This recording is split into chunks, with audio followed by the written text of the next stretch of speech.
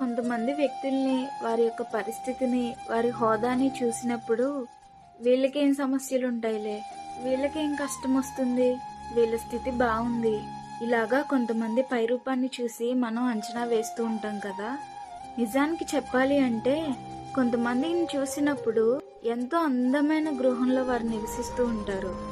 వారి యొక్క జీవితం డబ్బు మధ్యనే నడుస్తూ ఉండొచ్చు. బంగారం పట్టుపరుపులతో వారి జీవితం కొనసాగింపబడి ఉండొచ్చు.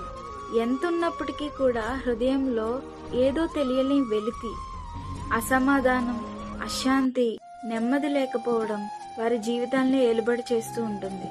వారికి ఏమీ తక్కువ కాదు, కానీ వారి యొక్క మనసులో, వారి జీవితంలో నెమ్మది, శాంతి అనేది చాలా కరువైపోతూ ఉంటుంది.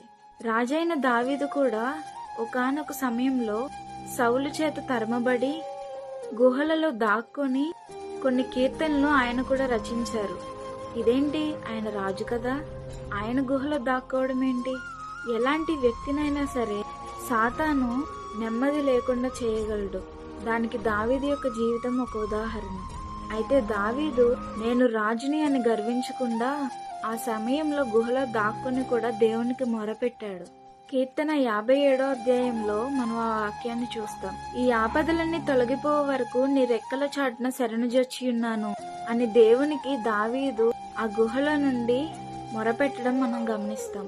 ఈరోజు మనం కూడా మనమున్న స్థితిని బట్టి నాకేం తక్కువ, నాకు అన్నీ ఉన్నాయి కదా, నాకున్న పేరు ప్రఖ్యాతలకి, పలుకుబడికి నేను ఏదైనా సాధించగలను అని గర్వించకుండా, నీ జీవితంలో నెమ్మది లేకుండా, అశాంతి లేకుండా నిన్ను సౌలు వారే తరుముతున్న యొక్క సమస్య విషయమై దేవుని ఎదుట గోజాడినప్పుడు, ఆయన రెక్కల క్రింద శరణుజొచ్చినప్పుడు దావీదును విడిపించిన దేవుడు నిన్ను కూడా విడిపిస్తాడు. నీ గృహాన్నే కాదు, నీ మనసును, నీ జీవితాన్ని కూడా ఆయన అందంగా తీర్చిదిద్దగలరు.